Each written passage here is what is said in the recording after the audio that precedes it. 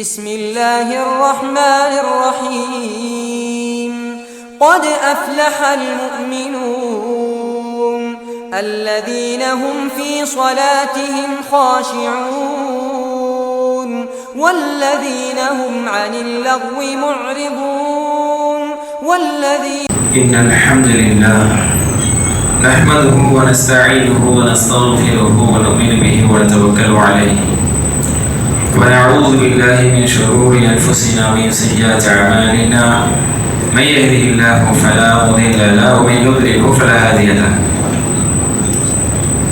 ونشهد أن لا إله إلا الله وحده لا شريك له ونشهد أن محمدا عبده ورسوله أرسله بالحق بشيرا ونذيرا وداعيا إلى الله بإذنه وسراجا منيرا ما بعد فقد قال الله تعالى في القرآن العظيم بعد أعوذ بالله من الشيطان الرجيم بسم الله الرحمن الرحيم ونزعنا ما في قلوبهم من غل إخوانا وعلى سرر متقابلين وقال النبي صلى الله عليه وسلم كل مخطوم القلب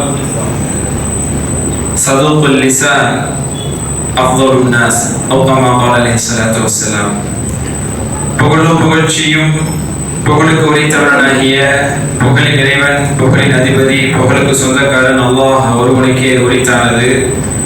அந்த ஏக இறைவனுடைய சாந்தியும் சமாதானமும் அன்பும் அருளும் இந்த உலகத்திற்கு வழிகாட்சியாக வந்த நம் உயிரிடும் மேலான கண்மணி நாயகம் ஸல்லல்லாஹு அலைஹி வஸல்லம் அன்னவர்கள் மீதும் அன்னவர்கள் நடைமுறைப்படுத்தி இந்த சத்திய இஸ்லாத்தை உண்மையாக ஏற்று நடந்துள்ள மூமினான ஆண்கள் பெண்கள் குறிப்பாக இறையிலத்தில் ஒன்று குழுப்பிற்கும் நம் அனைவரின் மீதும் என்றென்றும் நிறைவாக நின்று நிலவட்டுமாக. பேரன்பு குறித்தான சகோதர சகோதரிகளின் இஸ்லாமிய உடன்பிறப்புகள் அல்ஹம்துலில்லாஹ், ஒரே ஒரு பண்பை பற்றி இன்ஷா அல்லாஹ் இந்த ஒரு ஜும்மா உரையிலே இன்ஷா அல்லாஹ் நாம் பார்க்க இருக்கிறோம். இந்த பண்பை குறித்து இறைவன் குர்ஆனில் எப்படி சிறப்புப்படுத்தி இதை இறைவன் பேசியிருக்கிறான் என்பதை பற்றியும் அது யாருக்கான பண்பாக அதை இறைவன் அறிவித்திருக்கிறான் என்பதை பற்றியும் இறைதூதர் ஸல்லல்லாஹு அலைஹி வஸல்லம் அவர்கள் இந்த பண்புடையவர்கள் எதற்கு தகுதியுடையவர்கள் என்று சொல்லியிருக்கிறார்கள் என்பதை பற்றியும் சஹாபா பெருமக்கள் அந்த பண்பை தங்களுக்குள் எப்படி பெற்றிருந்தார்கள் என்பதை பற்றியும் இன்ஷா அல்லாஹ் அல்லாஹ்வுடைய நாட்டத்தை கொண்டு இந்த ஜும்மா உரையிலே நாமும் அந்த பண்பை நமக்குள் கொண்டு வர வேண்டும் என்ற நோக்கத்தோடு உணர்வோடு எண்ணத்தோடு இன்ஷா அல்லாஹ் பார்க்க இருக்கிறோம். பேரன்பு குறித்தான சகோதர சகோதரிகளே, சுனன் நசை எனக்கூடிய ஹதீஸ் நூலில் ஆதாரபூர்வமான ஹதீஸ்கள் இடம்பெறக்கூடிய நசை எனக்கூடிய ஹதீஸ் நூலில் 10699வது ஹதீஸாக நசையிலே இந்த செய்தி பதிவாயிருக்கு. ஆதாரபூர்வமான ஹதீஸாக என்ன அப்படின்னு சொன்னா, நபி ஸல்லல்லாஹு அலைஹி வஸல்லம் அவர்கள் மஸ்ஜித் நபவியிலே இருந்து கொண்டிருந்த போது ஒரு சிறிய ஒரு சம்பவம், பெரும்பாலும் நாம் இந்த சம்பவத்தை கேள்விப்பட்டிருக்கலாம், சம்பவம் புதிதல்ல. இன்ஷா அல்லாஹ் இந்த சம்பவத்தில் இது நல்லுணர்வு பெறுவதற்காக இதை நாம் சற்று கவனமாக கவனித்து கேட்க வேண்டும். நபி ஸல்லல்லாஹு அலைஹி வஸல்லம் அவர்கள் மஸ்ஜித் நபவியில் இருக்கும் பொழுது அமைதியாக நிசப்தமாக பள்ளி சூழல் என்பது இருந்து கொண்டிருக்கிறது. இப்ப மாஷா அல்லாஹ் எப்படி இருக்கிறது, பின் ட்ராப் சைலண்ட் என்று சொல்லப்படக்கூடிய அவ்வளோ நிசப்தமான அமைதியான ஒரு சூழ்நிலை. அப்படி இருக்கும் பொழுது சஹாபாக்கள் சொல்றாங்க, நாங்களாம் உட்கார்ந்துட்டு இருக்கிறோம், அவ்வளோ அமைதியான ஒரு சூழ்நிலை, நிசப்தமான ஒரு சூழ்நிலையில நாங்களாம் அமர்ந்து கொண்டிருந்த பொழுது நபி அவர்கள் ஒரு மனிதரை யுஷீர் ஸல்லல்லாஹு அலைஹி வஸல்லம் இலா நாஹியத்தி மின் நவாஹில் மஸ்ஜித், ஒரு ஓரத்தை சுட்டி காமிச்சாங்க. அந்த கார்னரை பாருங்க அப்படின்னு சொன்னாங்க. இன்னைக்கு தான் கதவுங்கிறது ஒரு பக்கம் இருக்கு, அந்த வழியை மட்டும் தான் வர முடியும். ஆனா அன்றைக்கு வாயில் என்பதெல்லாம் இல்லை. அந்த அடிப்படையில இந்த பக்கம் வரக்கூடியவர்கள் இந்த பக்கம் நுழையலாம், அந்த பக்கம் வரக்கூடியவர்கள் அந்த பக்கம் நுழையலாம் என்ற ரீதியில அந்த பள்ளி என்பது இருந்தது. ஒரு ஓரமாக நபி அவர்கள் சுட்டி காமித்தார்கள், கையை நீட்டி காமிச்சாங்களாம், அந்த கார்னரை பாருங்க, அந்த மூலையை பாருங்க அப்படின்னு சொன்னாங்களாம். நாங்கள் எல்லாம் பார்த்தோம்.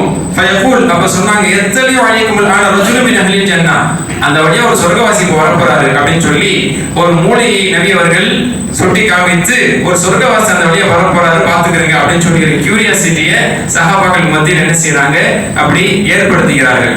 சஹாபாக்கள்லாம் ஆர்வத்தோடு நாங்க பார்த்துட்டு இருந்தோம். ஃபதஹல ரஜுலுன் மினல் அன்சார், ஒரு அன்சாரி தோழர் நுழைந்தார். இந்த ஹதீஸ் கடைசி வரைக்கும் அவருடைய பெயர் இடம்பெறல. இந்த ஹதீஸனுடைய இறுதி வரைக்கும் கூட அவருடைய பெயர் இடம்பெறவில்லை. இங்கு பெயர் முக்கியம் அல்ல, அந்த நபருக்கு சொல்லப்பட்ட செய்தி என்ன, அந்த நபரிடத்தில் இருந்த விஷயம் என்னதான் இங்க முக்கியம். மாஷா அல்லாஹ். ஒரு அன்சாரி தோழர் நுழைஞ்சாரு. ஒடு செஞ்சுட்டு உள்ள வர்றாரு. ஒது செஞ்சுட்டு வரக்கூடிய அந்த நீர் அவருடைய தாடிகளில் சொட்டி கொண்டிருந்தது.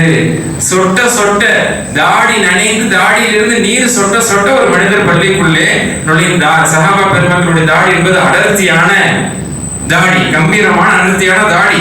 அந்த தாடி நனைந்து தண்ணீர் சொட்ட சொட்ட ஒரு நபர் வந்தார். அதோட நாங்க பார்த்துக்கிட்டோம், இவர் தான் சொர்க்கவாசியா என்று பார்த்துக்கொண்டோம். ஃபலம்மா கானல் அது அடுத்த நாள், ஏன்னா மஸ்ஜித் நபியில உட்கார்ந்து 4 விஷயங்களை கற்றுக்கொள்வது, நபி ஸல்லல்லாஹு அலைஹி வஸல்லம் பாடப்படுத்தி கொடுப்பது, அது ஒரு பாடசாலை. அடுத்த நாள் அதே மாதிரி உட்கார்ந்துருக்கும். நபி ஸல்லல்லாஹு அலைஹி வஸல்லம் அதே சொன்னாங்க, சொர்க்கவாசி வரப்போறாரு, ஒரு சொர்க்கவாசி வரப்போறாரு அப்படின்னு சொல்றாங்க. இன்னொருத்தர் வரப்போறாரு போல. முன்னாடி சொன்ன ஒரு நபரை பார்க்கும்போது ரொம்ப சாதாரண நபரா இருந்தாரு. இன்னைக்கு ஒரு யாருன்னு பார்ப்போம் என்று நினைத்து கொண்டிருந்த போது பதஹல் அன்சாரி தாத்த உள்ளது தஹல ஃபில் யௌமில் அவ்வல், நேத்து வந்து அதே அன்சாரி தோழர் தான் திரும்பவும் நுழைஞ்சாரு.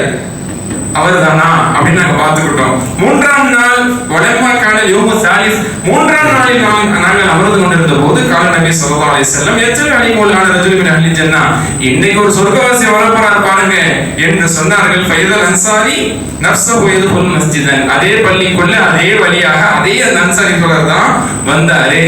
என்ன இவரை பார்த்து நபி ஸல்லல்லாஹு அலைஹி வஸல்லம் அவர்கள் சொர்க்கவாசி என்று 1க்கு 3 தடவை 3 நாட்கள் நன்மாரையும் சொல்லியிருக்கிறாங்களே என்ற ரீதியில அதை தெரிஞ்சுக்கிறதுக்காக அப்துல்லாஹ் பின் அம்ர் ரலியல்லாஹு அன்ஹு அவர்கள் ஆர்வப்பட்டார்கள், ஆசைப்பட்டார்கள்.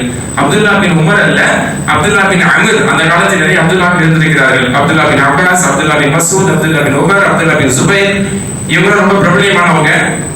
இவங்களுக்கு அடுத்து அப்துல்லாஹ் பின் அம்ர் எனக்கூடிய ஒரு நபித்தோழரும் இருக்கிறாங்க. அந்த அப்துல்லாஹ் பின் அம்ர் சொல்றாங்க, இதை நான் தெரிஞ்சு ஆகணும். எதுக்காக இவரை நபி ஸல்லல்லாஹு அலைஹி வஸல்லம் 1க்கு 3 தடவை 3 நாட்கள் சொர்க்கவாசின்னு சொன்னாங்க? அப்படி என்ன இவரிடத்தில் ஒரு தனிச்சிறப்பு இருக்கிறது என்பதை தெரிந்து கொள்ள வேண்டும் என்பதற்காக அவர் வீட்டுக்கு போயிட்டாங்க. அவர் வீட்டுக்கு போயிட்டு சொன்னாங்க, தஹாசத்து மஅபி, எனக்கு என் தந்தைக்கு ஒரு தகராறு, எனக்கும் என் தந்தைக்கும் ஒரு வாக்குவாதம், அப்படிப்பட்ட ஒரு சின்ன மனக்கசப்பு ஏற்பட்டு விட்டது. வசந்த் அல்ல அது போல தலத்த ஐயா 3 நாளைக்கு வீட்டு வாசப்படி மிதிக்க மாட்டேன்னு சொல்லிட்டு வந்துட்டேன். செய்தி எப்படி இடம்பெறுது? 3 நாட்களுக்கு வீட்டுக்குள் நான் வரமாட்டேன் என்று சபதம் எடுத்து விட்டு வாய் சவடால் விட்டு நான் வந்து விட்டேன். அதனால இந்த நாட்கள் நான் ஒரு இடத்தில் விருந்தாளியாக இருக்கலாமா, இந்த 3 நாட்கள் உங்க வீட்டுல நான் விருந்தாளியா இருந்துட்டு போலாமா அப்படின்னு சொல்லி கேட்கிறாங்க. 3 நாட்கள் அப்படின்னு சொல்றதுக்கு ஒரு காரணம் இருக்கு. உங்களுக்கு தெரியும், எந்த ஒரு மூமினும் இன்னொரு மூமினை 3 நாட்களுக்கு மேல் பேசாமல் வெறுத்து ஒதுங்கி இருப்பது கூடாது. அதனால உண்மையான கோபம், உண்மையான சண்டை இருந்த போதிலும் கூட 3 நாட்களுக்கு மேலே பேசாமல் இருக்கணும். மனித உணர்வுக்கு ஒரு மதிப்பு இருக்கு. நீ மனுஷன் தான், நீ ஹர்ட் ஆயிருக்கிற, மனசு பாதிக்கப்பட்டிருக்கு. 1 நாளைக்கோ கூட போன 2 நாளைக்கோ மிஞ்சி போனா 3 நாளைக்கு ஒருத்தர் நீ கோச்சிக்கிட்டு பேசாம இருக்கலாம். 4ஆவது நாள் எல்லாத்தையும் விட்டு கொடுத்துட்டு அல்லாஹ்க்காக முதல்ல வந்து பேசுறவர் எல்லாத்துக்கும் சிறந்தவர். அப்படி பேசாம இருக்க கூடாது. அது விதிவிலக்கு இருக்கு. உண்மையிலேயே மிகப்பெரிய அநியாயக்காரர்களாக, வன்கொடுமை செய்யக்கூடியவர்களாக, பெரும் பாவிகளாக, இஸ்லாத்தின் விரோதிகளாக இருந்தால் அவர்களை ஒத்துழைக்கிற ரசூல் 50 நாளைக்கு கூட போர் வராத சாப்பாட்ட பேசாம இருந்திருக்கிறாங்க. இந்த மாதிரி இஸ்லாத்துக்கு விரோதமான பகிரங்கமான செயலை செஞ்சு அதுக்கு விதிவிலக்கு இருக்கு. அது எதுக்கு கூடும் கூடாது நம்ம அறிஞர்கள்ட்ட கேட்டுக்க வேண்டியதுதான். அந்த முடிவுக்கு நம்ம வர முடியலன்னா இதை விட்டுருவோம். மற்றபடி வீட்டு விவகாரங்கள், சண்டைகள், வியாபாரத்துல கொடுக்கல் வாங்கல, பேச்சுவார்த்தையில, நட்பு ரீதியில, பழக்க ரீதியில, சொந்த பந்தத்தில் ஏதோ ஒரு கசப்புகள், கல்யாண விஷயங்கள், விசேஷ விஷயங்கள், அந்த மாதிரி விஷயத்துல விட்டு போனது, மனஸ்தாபம் ஏற்பட்டதுன்னா 3 நாளைக்கு தாராளமா பேசாம இருக்கலாம். 4ஆவது நாள் மனுஷன் என்ன செய்யணும்? மன்னிச்சுட்டு அவங்கள்ட்ட பேச்சுவார்த்தை நடத்துங்க. அந்த அடிப்படையில அதையும் ஒரு தெளிவா சொல்றாரு. 3 நாட்களுக்கு நான் ஒரு வீட்டு வாசலை மிதிக்க மாட்டேன்னு சொல்லிட்டு வந்துட்டேன். எனக்கு நீங்க உங்க வீட்டுல என்ன நீங்க விருந்தாளியாக அழைத்துக் கொள்வீர்களா, ஏற்றுக்கொள்வீர்களா அப்படின்னு கேட்க அவங்க என்ன சொல்றாங்க? தாராளமாக இரு, நீ என்ன செய்யலாம், தாராளமாக இருக்கலாம் அப்படின்னு சொல்லி அந்த சஹாபி அந்த அன்சாரித்தோட உங்களுக்கு இடம் கொடுத்துட்டாங்க. அதுக்கப்புறம் சொல்றாங்க, அப்துல்லா சலாசத் ஐயாம், அப்துல்லாஹ் ரலியல்லாஹு அன்ஹு அவர்கள் அவரோடு அவருடைய வீட்டில் 3 நாட்கள் இருந்தார்கள். ஃபலம் யரஹுயகும் மினல் லைலி ஷைஆ, தூங்குற மாதிரி கிடக்கிறாப்புல தூங்கல. ஏன்? இவர் எத்தனை மணிக்கு தஹஜ்ஜுதுக்கு எந்திரிக்கிறார்? எல்லா சஹாபாக்களும் தஹஜ்ஜுதுக்கு எந்திரிச்சு தொழுவாங்க. அப்படி என்ன ஒரு கூடுதலான தஹஜ்ஜுத் சிறப்பா இவர் தொழுறாரு, எத்தனை மணிக்கு எந்திரிக்கிறார், எப்படி நிக்கிறாருன்னு பாத்துருவோமே, சொர்க்கவாசி ஆச்சு என்று சொல்லி யோகனம் பாக்குறாங்க மனசு எந்திரிக்கவே இல்லை. தஹஜ்ஜுத்திற்கு அவர்கள் எழவே இல்லை. ஃபலம் யரஹு யகும் மினல் லைலி ஷையா வ லைஸ ஃபி நஹாரி மஸீத் இபாதத்து அம்மா கன் யஃபல் ஸஹாபா. பகல் முழுக்க தஹஜ்ஜுத்துக்கு எந்திரிக்கல. சரி, இவர் இரவு முழுக்க தஹஜ்ஜுத்துக்கு எந்திரிக்கல. பகல்ல சரி என்னதான் செய்யறாரு, இரவுல ஒரு தூங்குறாரு, ஃபஜர் வரைக்கும் தூங்குறாரு. சரி, இரவுல செய்யவில்லை, பகலில் என்ன சிறப்பானது? எப்படி இந்த ஹதீஸ்ல வருதுன்னா, மற்ற சஹாபாக்கள் செய்யாத ஒரு தனிச்சிறப்பான அமல அப்படி என்னதான் இவர் பகல்ல செய்கிறார் என்று பார்ப்போம் என்று நான் உற்று நோக்கி கொண்டே இருந்தேன். பகல்லையும் எந்த விதமான கூடுதலான அமலும் இல்லை. கடமையாக செய்யக்கூடிய கடமை எல்லாரும் என்ன செய்யறாங்களோ அதை விடவுமே சற்று குறைவான அமலை தான் இவர் செய்வதை போன்று தெரிகிறது. என்ன இரவுல தூங்கி எந்திரிச்சாருன்னா அல்லாஹ் திக்ர் செஞ்சுட்டு படுத்துக்கிறாரு அப்படி சொல்றாங்க. படுத்துக்கிட்டேவா அவருடைய விழிப்பிலேயே அவருடைய விழிப்பிலேயே விழிப்பு வந்தது. ஏன்னா அப்படி நோட் பண்ணிட்டு இருக்காங்க. முடிச்சுட்டாரு, இவர் எப்படி எந்திரிக்க போறாரு, எப்படி உதவி செய்ய போறாரு ஆர்வமா பார்த்துட்டு இருக்காங்க. முடிச்ச மனுஷன் ஏதோ அல்லாஹ் தஸ்பீஹ் செஞ்சுட்டு திக்ர் செஞ்சுட்டு அப்படியே தூங்கிடுறாங்க. தஹஜ்ஜுத் தொழுவலையா அப்படிங்கிற மாதிரி மனசுக்குள்ளே நினைச்சுக்கிறாரு. சரி, திரும்ப எந்திரிப்பார் போல. இப்படி இடையில விழிப்பு வருது, இவர் தான் தூங்கலையே. விழிக்க அல்லாஹ் 2 திக்ர் செய்யறாரு, தூங்கிறாரு, அல்லாஹ் 2 திக்ர் செய்யறாரு, தூங்கிறாரு. இப்படியே போய் கொண்டிருக்கிறது. ஹஜ்ஜா இல்ல அதான் மாதிரி சலாத்துல் ஃபஜ்ர், ஃபஜ்ர் தொழுகைக்கு பால் அல்லாஹ் அக்பர் என்ற பாங்கு சொன்னதுக்கு அப்புறம் தான் எந்திரிக்கிறார் மனுஷன். அப்போதான் எந்திரித்து அவர் தொழுகைக்காக வேண்டி வருகிறார் என்பதை சொல்றான். வக்காலத்துல் இஸ்தக்ஸிர் அமலஸ் அன்சாரி. இந்த அமலெல்லாம் பார்த்துட்டு எனக்கு மிக குறைவாகத்தான் நான் கருதினேன். தஹஜ்ஜுதே இல்ல, ஃபஜ்ருக்கு தான் எந்திரிக்கிறாரு. ஏதோ முழிப்பு வந்தா கூட அல்லாஹ் திக்ர் செஞ்சுட்டு அப்படியே தூங்கிடுறாரு. பகல்லையும் சாதாரணமான அமல்களை தான் செய்யறாரு, அந்த நேரம் தொழுகிறாரு, அவருடைய வேலையை பார்க்கிறாரு. இப்படிதான் இருக்குது. இந்த அமல் ரொம்ப குறைவா இருக்குது. அதனால 3 நாள் முடிஞ்சிருச்சு. விசா அவருக்கு முடியுது. அதுக்கப்புறம் என்ன செய்யறாரு, அவங்க முன்னாடி வந்துட்டாரு. வந்து சொன்னாராம், இந்த பாருங்க, லம் யகும் பைனி வ பைன அபி ஹிஜ்ரு வலா ஹுசுமா. எனக்கும் என் அத்தாவுக்கும் ஒரு சண்டையும் கிடையாது, ஒரு பஞ்சாயத்தும் கிடையாது, ஒரு பிரச்சனையும் கிடையாது. غير أن النبي صلى الله عليه وسلم قال 3 مرات. நபி ஸல்லல்லாஹு அலைஹி வஸல்லம் அவர்கள் 3 நாள் சொன்னாங்க. உங்களுக்கு தெரியாது, 3 நாளா தொடர்ச்சியா சொன்னாங்க, சொர்க்கவாசி வராரு சொன்னா 4 நாள் வந்து பார்த்தா நீங்க தான் 3 நாளா வந்துட்டு போனீங்க. ஃபகுன்த அன்த ஃபி ஸலாத், 3 நாள் நீங்க தான் வந்தீங்க.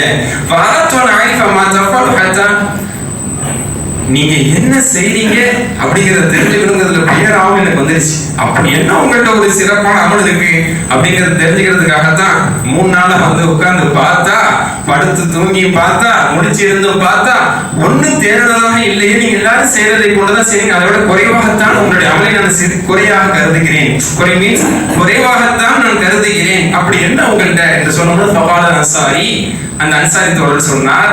அதற்கு அந்த அன்சாரி தோழர் கடைசி வரைக்கும் ஒரு பேர் இடம்பெறல. மாஷா அல்லாஹ், சொர்க்கவாசி அறிவிக்கப்பட்டவர், அவர் பேர் இடம்பெறாமலேயே அந்த செய்தி இடம்பெறுகிறது. ஃபகால அன்சாரி, அந்த அன்சாரி தோழர் சொன்னார், மாஹு இல்லாம ரஹீத், நீ என்ன பார்த்து அது மட்டும்தான். அதே சொல்றாங்க, நீ பார்க்காத நேரத்துல நான் ஏதோ செய்யறேன் அப்படிலாம் இல்ல, நீ என்ன என்கிட்ட பார்த்தியோ அதுதான் என்கிட்ட இருக்குது. அதான் சொல்லுவாங்கல்ல, என்ன சட்டில இருக்காது அதான் ஆப்பையிலங்கிற மாதிரி நீ பார்த்தது என்னுடைய அமல், வெளிப்படையான அமல்கள் அது ஒண்ணு மட்டும்தான். غير اني لا اجد في نفسي لاحد المسلمين غشا விஷயத்துக்கு வர்றாங்க. ஆனா என்கிட்ட ஒரு சிறப்பான விஷயம் இருக்குங்கிறத நான் நம்புறேன்னா, ஒரு விஷயத்தை நான் கடைபிடிக்கிறேன்னா, அது என்ன தெரியுமா, அது வெளியிலே தெரியாது. அதெல்லாம் சொல்றாங்க, எந்த ஒரு முஸ்லிமின் மீது என்னுடைய உள்ளத்துல எந்த விதமான பொறாமையும் கிடையாது. இது ஒண்ணுதான் என்கிட்ட இருக்கிற நல்ல விஷயம் சொல்லலாம்.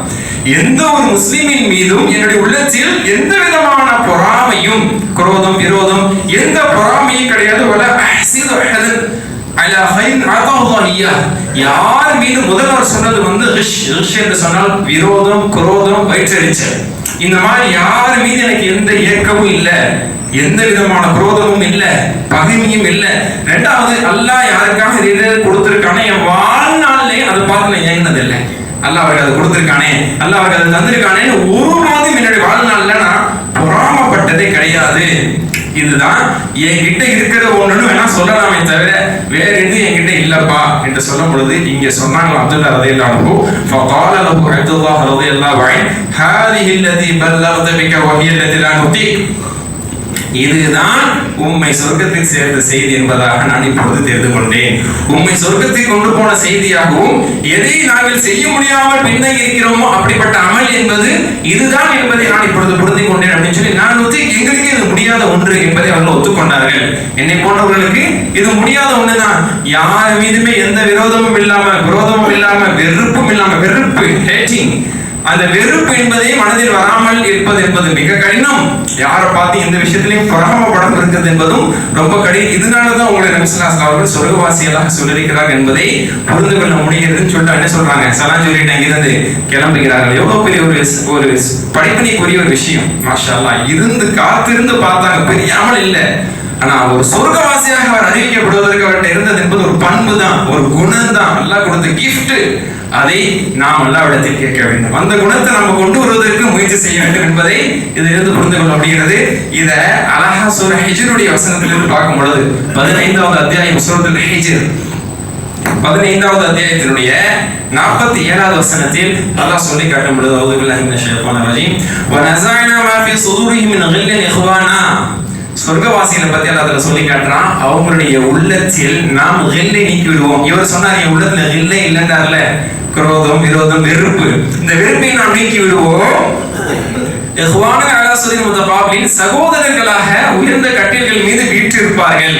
உயர்ந்த கட்டில்கள் மீது வீட்டு சாய்ந்து அமர்ந்து கொண்டு சொர்க்கத்தை அவர்கள் பார்த்து கண்டு கழித்துக் கொண்டு ரசித்துக் கொண்டிருப்பார்கள் என்று அல்லாஹ் சொல்லும் பொழுது அவங்க உள்ளத்திலிருந்து நாம் எல்லை நீக்கி விடுவோம். மகிழ் என்று சொன்னால் குரோதம் விரோதம் வெறுப்பு பகைமை சண்டை ஒருத்தர் மீதான ஒரு காழ்ப்புணர்ச்சி, இதை எடுத்துருவோம். பொறாமையே இருக்காது. அது சொர்க்கவாசிகளுடைய உணர்வுங்கிறான்.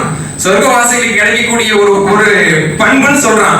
அந்த பண்பு சொர்க்கவாசிகளுக்கான பண்பு. இப்பதான் நம்ம சொல்லுவாங்க, சொர்க்கத்துக்கு போனவங்களுக்கு மட்டும்தான் பகைமையே இல்லாம வெறுப்புணர்வே இல்லாம உள்ள ஒண்ணு வெளியே ஒண்ணுங்கிற காட்டிக்கிறது தெரியாம ஒரே முகம் கொண்டவர்களாக ஒரே உணர்வு கொண்டவர்களாக உள்ளத்தின் மீது எந்த கவனமும் இல்லாதவர்களாகவும் இருப்பாங்க. அந்த பண்பு இந்த சஹாபி உலகத்திலே இருக்குல்ல, அதனால சொர்க்கவாசின்றாங்க. சொர்க்கவாசி இருக்கக்கூடிய ஒரு பண்பை இந்த துன்யாவிலேயே ஒரு மனிதர் பெற்றிருக்கிறார் என்று சொன்னால் எழுதி கொடுத்தல ரசூலுல்லாஹி ஸல்லல்லாஹு அலைஹி வஸல்லம் சொல்லிட்டாங்க, ஒரு சொர்க்கவாசி. சுப்ஹானல்லாஹ். இதுதான் சுருக்கமான முறையில் இந்த இடத்துல நம்ம புரிந்து கொள்ள முடியுது. அப்ப இது முடியுமா முடியாதானா முடியும், போராட்டத்தோடு. சொர்க்கத்துக்கு போய் நம்ம போராட தேவையில்லை, நப்சோட ஷைத்தானோட போராடி நம்ம மனசை சுத்தப்படுத்த தேவையில்லை, அல்லாஹ்வை சுத்தப்படுத்திடுவோம். ஆனா இங்கு போராட்டங்கள் உண்டு. மனசுங்கிறது மனசுக்கு எல்லாருக்கும் தெரியும். மனசை தொட்டு சொன்னா தெரியும் நம்மளுக்கு என்ன நிலைமை, என்ன உணர்வு நம்மளுக்கு மொத்தவங்களை பத்தி இருக்கு. கூட பிறந்த அண்ணன் விஷயத்துல, தம்பி விஷயத்துல, நெருங்கிய நண்பர் விஷயத்துல, பார்ட்னர் விஷயத்துல, எடுத்த வீட்டுக்காரர், முன்னாள் வீட்டுக்காரர், மாடி வீடு, கீழ் வீடுன்னு இப்படி நம்ம நல்லா பழகிறவங்களுடைய எத்தனையோ பேருடைய விஷயத்துல நம்மளுக்கு பொறாமை இருக்குமானா அடிச்சு சொல்ல முடியும் இருக்கும். இந்த பொறாமை இல்லாம மனிதர்கள் விரல் விட்டு எண்ணக்கூடியவர்கள் தான் அந்த சஹாபியை போன்று, அந்த அன்சாரி தோழர்களை போன்று இருக்க முடியுமே தவிர கண்டிப்பா இருக்கும். இந்த உணர்வு என்பது எல்லார்ட்டையுமே இருக்கும். சம்பாதிச்சாங்க, வீடு வாங்கிட்டாங்க, கார் வாங்கிட்டாங்க, பைக் வாங்கிட்டாங்க, நல்ல மொபைல் வாங்கிட்டாரு, இப்படி ஏதாவது ஒரு விஷயத்தை நம்ம வாங்கலையே, இவங்க மட்டும் கிடைச்சிருச்சு, இவங்க மட்டும் இப்படிலாம் வாங்கணுமா, இவங்க மட்டும் இப்படி கிடைக்குது அப்படிங்கிற உணர்வுகள் மனசுக்குள்ள வந்துட்டு போயிட்டே இருக்கும். இந்த பொறாமை என்பது அல்லாஹ் படைத்த படைப்புக்கு பிறகு ஏற்பட்ட முதல் ஒரு விஷயம். இந்த பொறாமைங்கிறது நமக்கு வரலாறு படிச்சவங்களுக்கு தெரியும். ஆதம் அலைஹிஸ்ஸலாமை படைத்து சஜிதா செய் என்று சொன்ன பொழுது சஜிதா செய்வதற்கான காரணம் என்ன? பொறாமைதான். நெருப்புல படைக்கப்பட்டனா, ஒரு களிமண்ல படைக்கப்பட்ட ஒரு சாதாரண மனுஷனுக்கு நான் சஜிதா செய்யணுமா? அவருக்கு எல்லா மாணவர்களும் சஜிதா செய்யணுமா? பொறாமை. அவனுக்கு ஏற்பட்ட பொறாமை. நான் இந்த இடத்துலனா இவருக்கு நானும் செய்யக்கூடிய முட்டாள்தனமான செயலை செய்ய மாட்டேங்கிற ரீதியில ஷைத்தான் பேசினான். அதனால அந்த பொறாமை உணர்வு என்பது எல்லாரிடத்திலும் அந்த ஷைத்தான் வைத்துக் கொண்டே இருப்பான். ஏன்? சொர்க்கவாசிகள் சொர்க்கத்துக்கு போனதுக்கு பிறகுதான் பொறாமை இல்லாதவர்களாக இருப்பார்கள். அதனால அந்த சொர்க்கத்துக்கு போறதுக்கான தகுதியான பொறாமையற்ற உள்ளம், குரோதமற்ற உள்ளத்தை கொண்டவர்களாக நாம் இந்த துன்யாவில் இருக்கக்கூடாது என்ற ரீதியில ஷைத்தான் நம்மளுடைய உள்ளங்களில் பொறாமையை போட்டுட்டே இருப்பான். நம்ம சகோதரர்களுக்கு மத்தியில, குடும்பத்துக்கு மத்தியில, அவர்களுக்கு மத்தியில் இருக்கக்கூடிய விஷயத்தை நம்ம இடத்துல உசுப்பேற்றி கொண்டே இருப்பான். ஒரு பொறாம பார்வையிலும் காழ்ப்புணர்ச்சியிலும் ஒரு வெறுப்புணர்வு வச்சுட்டே இருப்போம். நம்ம கேட்க பார்க்கிறோம், சிரிக்கிறோம், ஆனா உள்ளத்துல பல விஷயங்களை மறைச்சு வச்சிருக்கிறோம். அவர் மீது அவரை எப்படியாவது ஓவர்டேக் பண்ண, அவர் எப்படியாவது மேய்க்கணும், அவரை எப்படியாவது வீழ்த்தணும் அப்படிங்கிற ஒரு எண்ணம் தான் பல பேருடைய உள்ளத்துல இருக்குது. கடைசி வரைக்குமே காமிச்சிக்காம 20, 30, 40 வருஷம் ஒன்றாகவே வண்டியை ஓட்டுவாங்க. ஆனா கடைசி வரைக்குமே காமிச்சிக்காம அதை ஸ்மார்ட்டா என்ன செய்யறாங்க மனிதர்கள், அதை திறமையாக டேக்கிள் பண்ணிட்டு போறாங்க. ஆனா அது கெட்ட குணம். அந்த குணம் ஒரு மனிதனை சொர்க்கத்தை எடுத்து தருமாக்கும்.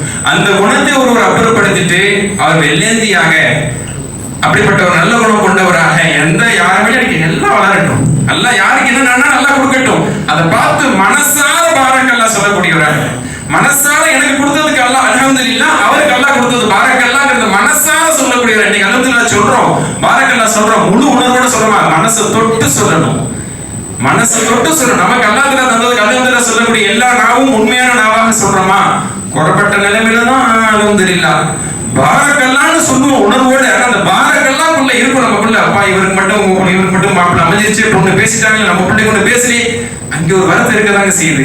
அல்லாஹ் அவங்க தரணுமேங்கிற ஏற்க மட்டும் இல்லை, அவனுக்கு அமைஞ்சிருச்சு அந்த உணர்வு வருதா இல்லையா, அவனுக்கு மட்டும் மாப்பிள்ளை கிடைச்சிருச்சு, பொண்ணு கிடைச்சிருச்சு, வீடு கிடைச்சிருச்சு, வாசல் வாங்கிட்டாங்களே, சர்டிபிகேட் கிடைச்சிருச்சு, கையெழுத்து போட்டுட்டாங்களே, முடிச்சிட்டாங்களே அப்படிங்கிறது மனுஷனுடைய உள்ளத்துல இருக்குது. இதனால ஒண்ணு நடக்க போறது இல்லை, நம்ம இப்படி ஏங்குறதுனால அவங்களுக்கு எதுவும் தரப்பட போறது இல்லை, அதனால அவங்களுக்கு எதுவும் நல்லது நடக்க போறது இல்லை, அதனால நம்ம உள்ளம் தான் பாதிக்கப்படுகிறது. இன்னும் சொல்ல போனா ஹார்ட்டே பாதிக்குது, இதனால ஹெல்த்தே போகுது, இதனால நம்மளுடைய உடல் நலம் குறைகிறது, குன்றுகிறது, எல்லா ரீதியிலும் உடல் ரீதியாக, மன ரீதியாக, ஈமான் ரீதியாக நம்மளுக்கு ஒரு பெரிய பாதிப்பை தான் ஏற்படுத்துது. பத்தாததுக்கு சொர்க்கத்தை எடுத்து வருவாங்க.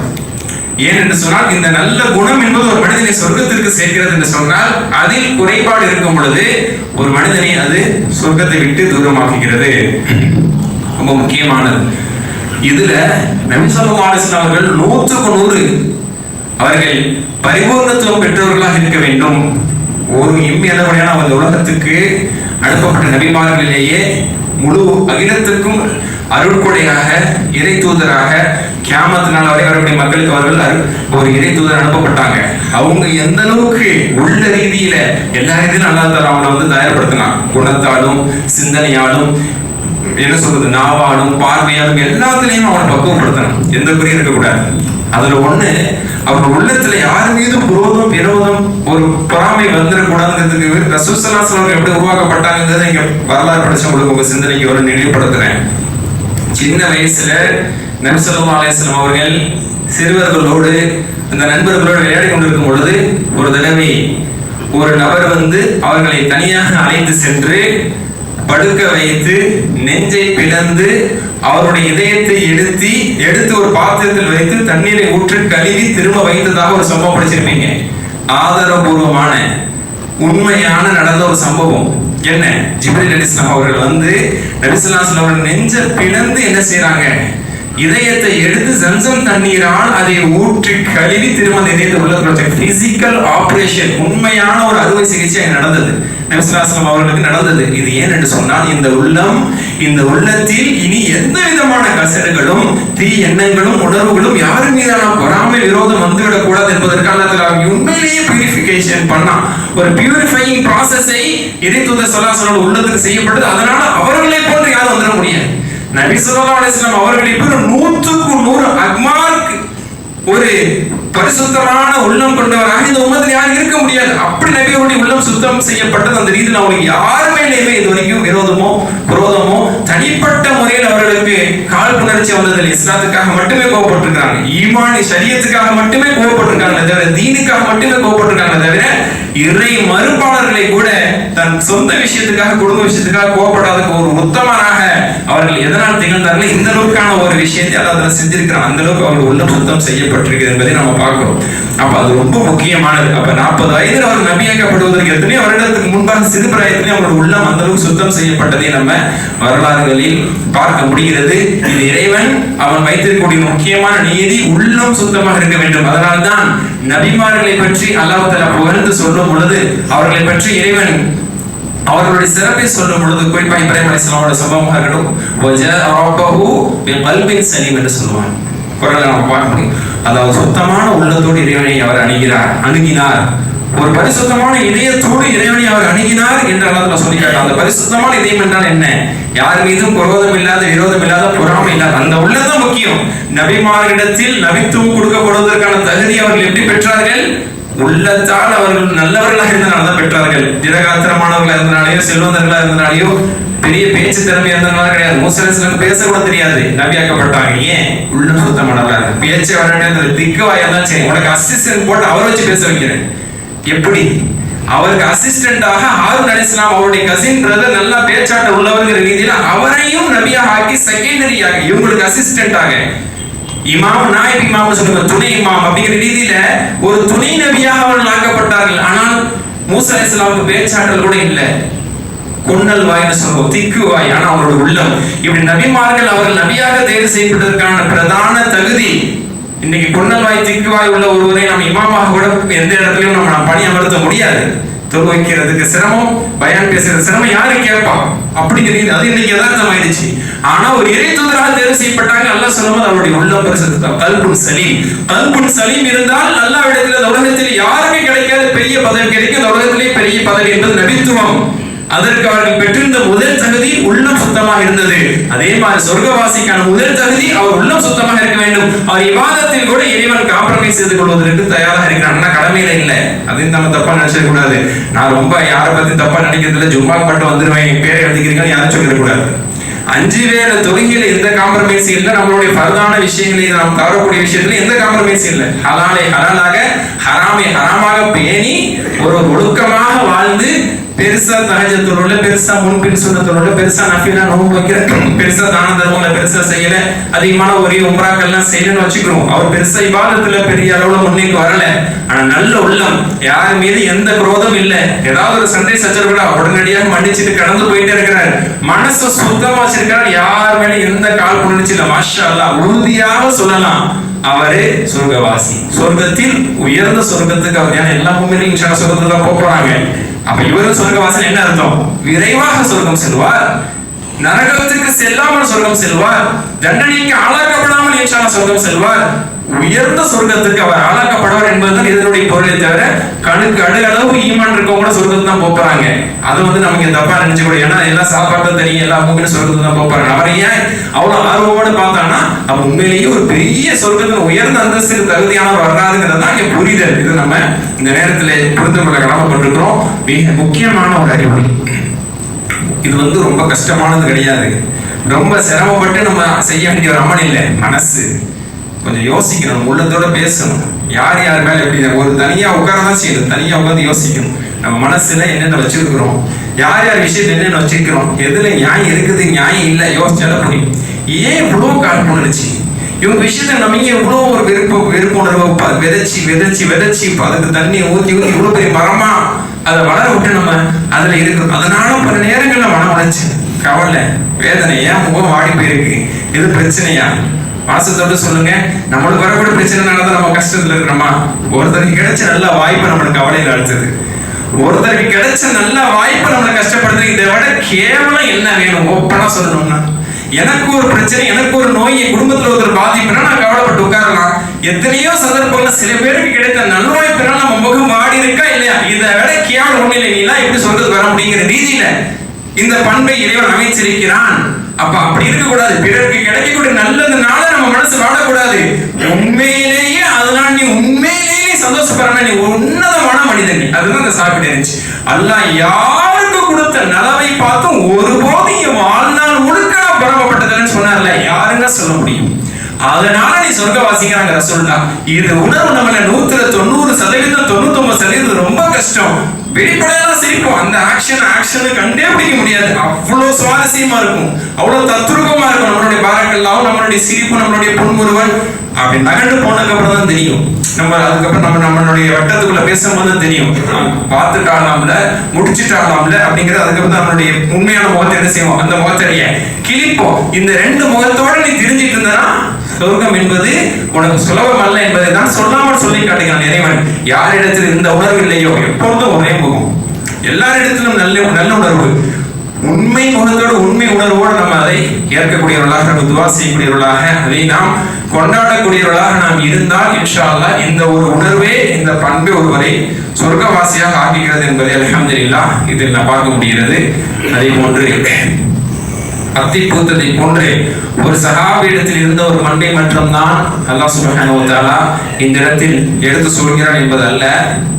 அல்லாஹ் சுப்ஹானஹு வ தஆலா சூரத்துல் ஹஷ்ரில் 59வது அத்தியாயம், சூரா அல் ஹஷ்ர், சூரத்துல் ஹஷ்ரிலே அல்லாஹ் சுப்ஹானஹு வ தஆலா சொல்லி காட்டும் பொழுது அன்சாரிகள் எப்படிப்பட்டவர்கள், முஹாஜிர்கள் எப்படிப்பட்டவர்கள் என்பதை பற்றி அல்லாஹ் சொல்றான். மாஷா அல்லாஹ், ஒரு பெரிய ஒரு வசனம், அதனுடைய ஒரு பகுதியை மட்டும் சொல்றேன். அப்ப அந்த அன்சாரி தோழர்களை பற்றி அல்லாஹ் சொல்லும் பொழுது வல்லதீன தபஹு தார் வல் ஈமான் மின் கப்லிஹிம் யுஹிப்புன மன் ஹாஜர இலைஹிம் வலா யஜிதுன ஃபி சுதூரிஹிம் ஹாஜத்தன் மிம்மா ஊது. இந்த அன்சாரிகள் இருக்கிறார்களே, மதீனாவில் வீடு வாசலோடு இருக்கக்கூடிய அன்சாரிகள் இருக்கிறார்களே, இவர்கள் தங்களை தேடி வந்த அந்த முஹாஜிரின்களுக்கு, மக்காவிலிருந்து இஸ்லாத்தை ஏற்று ஊரை விட்டு, நாட்டை விட்டு, வீடை விட்டு, குடும்பத்தை விட்டு, சொத்து சோகத்தை எல்லாத்தையும் விட்டு அல்லாஹ்க்காக வந்தாங்க முஹாஜிரின்கள். அந்த முஹாஜிரின்களுக்காக இவங்க வீடு கொடுக்குறாங்க, வீடு வாசல் எல்லாம் சொத்து சோகங்கள் எல்லாத்தையுமே கொடுக்குறாங்க, அவ்வளவு செஞ்சிருக்கிறாங்க. இவங்க உண்மை முஃமின்கள், உலக முஃமினூன ஹக்கா என்று அல்லாஹ் சொல்லி காட்டுவான் சூரா அன்ஃபால்ல. இவங்க தான் உண்மை முஃமின்கள், உண்மையான முஃமின்களுக்கு ஒரு சர்டிபிகேஷன் கொடுக்குறான். சுப்ஹானல்லாஹ். அந்த சஹாபாக்கள் வாழும்போது உண்மை முஃமின்களை சர்டிபிகேட் வாங்கிட்டாங்க. அல்ஹம்துலில்லாஹ். இதுல இன்னொரு விஷயம் சொல்றான், சில நேரங்கள்ல போருடைய கனிமத் செல்வங்கள் இருக்குல்ல, போர் செல்வங்கள், இதை பங்கு வச்சு கொடுக்கும் பொழுது நபி ஸல்லல்லாஹு அலைஹி வஸல்லம் அவர்கள் முஹாஜிரின்களுக்கு சற்று கூடுதலாக வழங்கியிருக்கிறார்கள். அதற்கு நியாயம் உண்டு. முஹாஜிரின்களுக்கு சற்று கூடுதலாக வழங்கியிருக்கிறாங்க. முஹாஜிரின்கள்லாம் யாரு? மக்காவில் இருந்து ஹிஜ்ரத் செய்து வந்தவர்கள். சொத்தை விட்டாங்க, சுகத்தை விட்டுட்டு வந்திருக்கிறாங்க. அது ஒண்ணு. ஏழையாக வந்து சேர்ந்துட்டாங்க, எல்லாத்தையும் இங்க விட்டுட்டு வந்து இங்க இருந்தா வாழ்க்கை முதல்ல ஜீரோல இருந்து ஆரம்பிக்கிறாங்க. இது ஒரு காரணம். ரெண்டாவது, மக்காவுடைய முஷ்ரிக்கீன்களோடு தான் எல்லா போரும் நடக்குது. பெரும்பான்மையான போர் உஹதா இருக்கட்டும், பத்ரா இருக்கட்டும், எல்லாமே மக்கத்து முஷ்ரிக்கீன்களோட நடக்குது. இவர்கள் விட்டு வந்த சொத்து எல்லாமே இங்க சூறையாடப்பட்டு விட்டது. மக்காவுக்கு விட்டு வந்த வீடு வாசல் தோப்பு துறவுகள் எல்லாத்தையுமே அவங்க சூறையாடிட்டாங்க. அப்படி இருக்கும் பொழுது அல்லாஹ் திருப்பி கொடுக்குறான். போரின் மூலமாக போர் சொத்தாக அதை திருப்பி கொடுக்குறான். அந்த ரீதியில அல்லாஹ்வுடைய தூதர் அவங்களுக்கு தெரியும், அல்லாஹ் வந்து யாருக்கு எப்படி கொடுக்குங்கிறது அல்லாஹ்வுடைய தூதருக்கு அல்லாஹ் அறிவிச்சு கொடுத்தாலும் அந்த அடிப்படையில சில முஹாஜிர்களுக்கு கூடுதலாக கொடுக்குறாங்க. அன்சாரிகளுக்கு சில நேரங்களில் குறைவாக கொடுக்குறாங்க. ஏன்னா அன்சாரிகள் ஏற்கனவே அவங்க செல்வந்தர்களாக இருக்கிறாங்க, வீடு வாசலோடு சொத்து சோங்களோடு இருக்கிறாங்க. அப்படி இருக்கும் பொழுது ஆனா இது மனசு ஏத்துக்கணுமா? ஏன்னா போருன்னா எல்லாரும் உயிரை கொடுத்து தானே போர் செஞ்சாங்க. உங்க ஊருக்காரங்களும் நீங்க போய் சண்டை போடுங்க, நாங்க பிசினஸ் பாக்குறோம்னு சொல்லி அன்சாரிகள் யாரும் கடை தெருவுக்கு போகலையே. நாங்க வரட்டுமான்னு கேட்டாங்க. முதல்ல வந்து நிக்கிறோம்னாங்க. எல்லா அன்சாரிகளும் எல்லா முஹாஜிர்களும் தான் போருக்கு போனாங்க. எல்லாரும் தான் உயிரை பணைய வச்சாங்க. எல்லாரும் தான் சரிக்கு சமமாக ஷஹீதானார்கள். ஆனா அப்படி இருக்கும்போது நபி ஸல்லல்லாஹு அலைஹி வஸல்லம் முஹாஜிரின்களுக்கு சற்று கூடுதலாக வழங்குறாங்க. இத பத்தி அல்லாஹ் குர்ஆன்ல பேசுறாங்க. இது என்ன ஒரு இம்பாக்ட் கிரியேட் பண்ணது, இது அன்சாரிகளிடத்தில் இது எப்படிப்பட்ட பிரதிபலிப்பு ஏற்படுத்துன்னு சொல்லும்போது எப்படி சொல்றான் பாருங்க. அவர்கள் வல அஜிதுன ஃபீ சுதுரி ஹாஜின் மிமா ஊது, இந்த முஹாஜிரின்களுக்கு எடுத்து கொஞ்சம் கூடுதலா கொடுத்ததை நினைச்சு ஒரு இம்மியாவும் அவர்கள் அதை சண்டை செய்யவில்லை அப்படிங்கிறான். அத அல்லாஹ் சொல்லி காட்டுறான். இது சொல்லணும்னு அவசியம் இல்லை, அவங்க உள்ளத்தை பாருங்கிறான். அவங்களுக்கு கொடுத்ததை பார்த்து அப்படி நினைக்கிறோம்ல, நினைக்கிறது ஒண்ணு, பார்க்கிறது ஒண்ணு, நினைக்கிறது ஒண்ணு, அதை முணுமுணுக்கிறது ஒண்ணு, அதை வாய் விட்டு சொல்றது ஒண்ணு, சண்டை செய்யறது ஒண்ணு. இப்படி அதுல 5-6 லெவல் இருக்கு. எந்த கட்டத்துல நம்ம இருப்போம், நம்ம சமூகம் இருக்கும் அப்படின்னு நம்மளுக்கு தெரியும், நமக்கு கண்டிப்பா தெரியும். அல்லாஹ் சொல்றான், அதை ஏறெடுத்து பார்க்கல, மனசால கூட நினைக்கல, தூக்கி அதிகமா கொடுக்கறாங்களே. அவங்க உள்ளத்தில் பிறருக்கு அதிகமாக வழங்கப்படுவதை கண்டும் காணாதவர்களாக அவர்கள் இருக்கிறார்கள். பத்தாததற்கு அவர்களுக்காக இவர்கள் துஆ செய்கிறார்கள் என்று அல்லாஹ் சுப்ஹானஹு வ தஆலா சொல்றான். எடுத்து வாசிச்சு பாருங்க. 59வது அத்தியாயம் வசனம் 9-10 எடுத்து கண்டிப்பா வாசிச்சு பாருங்க. இது தரம் அப்படிங்கிறாங்க. இதுதான் தரம், ஈமானிய தரம். அந்த உள்ளம் யார் மீது ஒரு சின்ன பணம் வந்துடாது, ஒரு ஏக்கம் வந்துடாது. அவங்களுக்கு ஏன் கூட அப்படின்னு நினைக்கவே இல்லை. அவங்களாம் சொர்க்கவாசிகள். மாஷா அல்லாஹ். இதெல்லாம் வச்சுதான் அவங்க சொர்க்கவாசிகள் என்று அறிவிக்கப்பட்டிருக்கிறார்களே தவிர வெறும் விவாதத்தை மட்டும் வைத்துமல்ல என்பதை நாம் புரிந்து கொள்ள வேண்டுமாக. சுப்ஹானல்லாஹ். ஒரு மனிதனுக்கு சொர்க்கத்தின் பாக்கியத்தை, இந்த உலகத்திலேயே சொர்க்கத்தின் சுபச்செய்தி பெற்றுத்தரக்கூடிய ஒரு தகுதியான பண்பு, இன்னும் வேற வார்த்தையில் சொல்ல வேண்டும் என்றால் தரமான பண்பு. ஒரு தரமான பண்பு இருக்கிறது என்று சொன்னால் ஒண்ணு இல்ல, நம்ம மனசு சுத்தம் பண்ணிக்கிட்டா போதும். யார் மீதும் எந்த பொறாமை, விரோதம், குரோதம், ஹேட்டிங், அந்த வெறுப்புணர்வு இல்லாம மனசை நம்ம பக்குவமாக வைத்திருந்து ஏன் அளவுக்கு நம்மளுடைய கடமைகளை செஞ்சுட்டு வாழ்ந்துட்டு போனா கூட நிச்சயமாக நாளை மறுமையில் நல்ல இடத்துல ஒரு உயர்ந்த அந்தஸ்து இருக்கிறது என்பதை இது போன்ற வசனங்கள், ஹதீசுகள், சம்பவங்கள் மூலமாக நாம் புரிந்து கொள்ள முடிகிறது. இந்த நற்பாக்கியத்தை, இந்த நல்ல நசீபை, இந்த நற்பண்பை அல்லாஹ் நம் அனைவருக்கும் தந்தருடைய உணவாக இருந்தால் அல்ஹம்துலில்லாஹி ரப்பில் ஆலமீன்.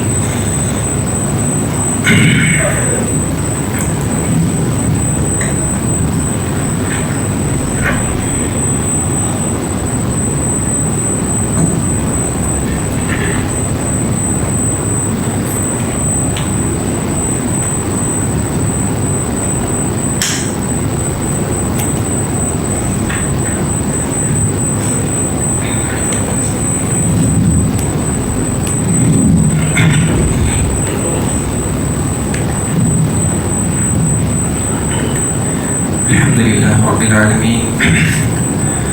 الصلاة والسلام على رسوله الأمين وعلى آله وأصحابه أجمعين ومن تبعهم بإحسان إلى يوم الدين. أما بعد فقد قال الله تعالى في القرآن العظيم بعد أعوذ بالله من الشيطان الرجيم بسم الله الرحمن الرحيم.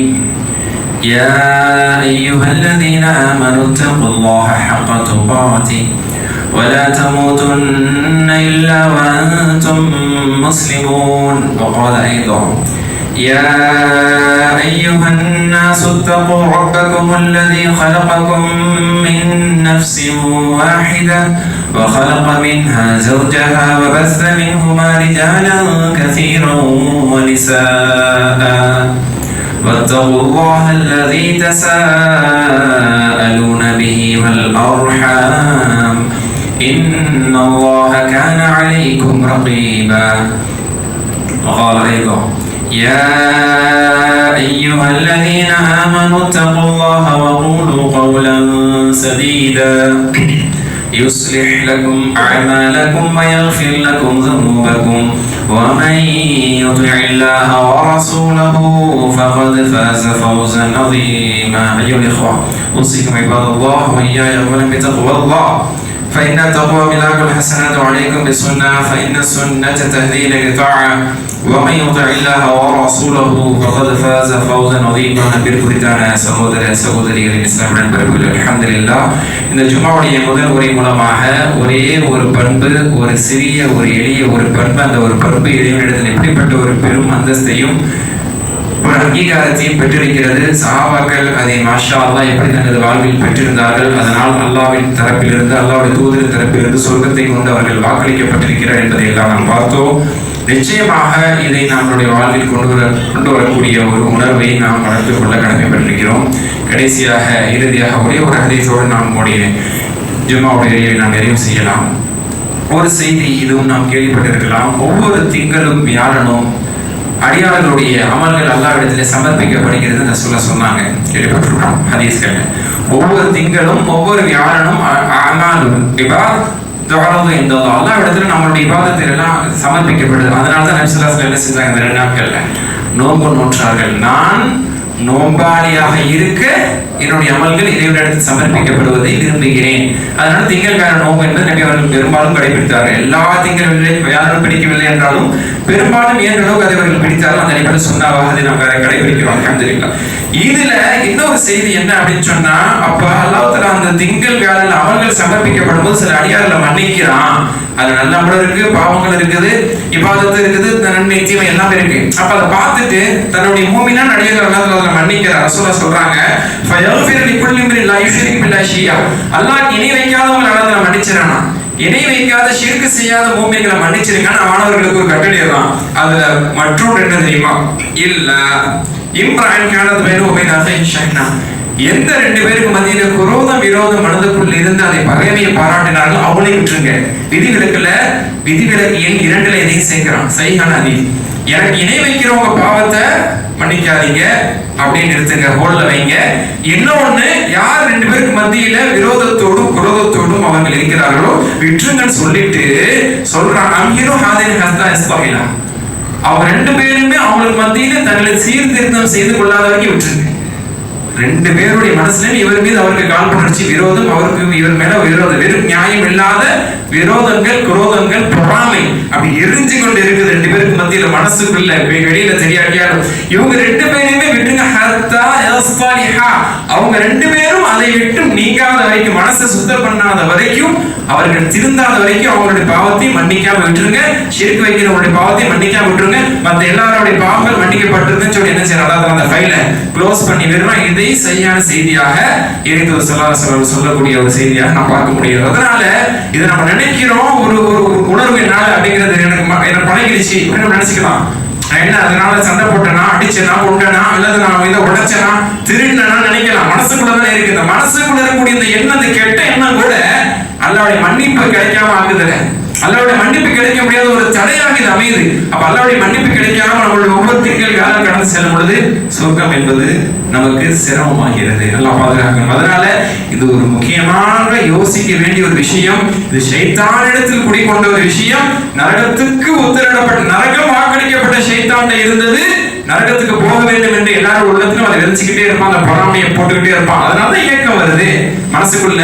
ஒருத்தர் மீது அப்படி ஷைத்தானான பூதாரங்கள் காட்டுறான், எப்படி ஆடுறாங்க, அப்படி இருக்கிறாங்க, எப்படி சந்தோஷமா இருக்கிறாங்க. அப்ப அந்த வெறுப்பிலேயே மன உளைச்சல்லையே நம்ம என்ன செய்யறோம், வாழ்நாளை கடத்துறோம். இது அல்லாஹ்வுடைய அதிருப்திக்கும் சொர்க்கத்தை விட்டு நம்ம தூரமாக்கி அல்லாஹ்வுடைய பாவ மன்னிப்பு கூட கிடைக்காததுக்கான காரணமாகுது. இதில் நாம் நிச்சயமாக சிந்தனை எடுத்து உள்ளத்தை நாம் சீர்திருத்தம் செய்து அல்லாஹ்வுடைய மன்னிப்பை ஒவ்வொரு திங்கள் வியாழனையும் பெறக்கூடிய நல்லடியார்களாகவும் இதே இந்த ஒரு நல்ல ஒரு அன்பின் ஒரு பண்பின் காரணத்தினால் அல்லாஹ்வுடைய தூதர் வாக்களின் அந்த சொர்க்கத்தை பெறக்கூடிய சிறந்த நல்லடியார்களாக அல்லாஹ் நம்மை ஆக்கி அருள் புரிவாராக. இன்னல்லாஹ் யஅமுரு பில் அத்லி வல் இஹ்சான் வ ஈதாஇ தில் குர்பா வ யன்ஹா அனில் ஃபஹ்ஷாஇ வல் முன்கர் வல் பகி யஇதுக்கும் லஅல்லக்கும் தذكرون உذ்குருல்லாஹ அல்-அலிய்யல் ஜப்பார் யذ்குருக்கும் வதுஊஹு யஸ்தஜிப் லக்கும் வ ذிக்ருல்லாஹி தஆலா அலா வ அலா வ ஜல் வ அத்தம் வ அஹம் வ அக்பர் வ அகீமுஸ் ஸலாத்.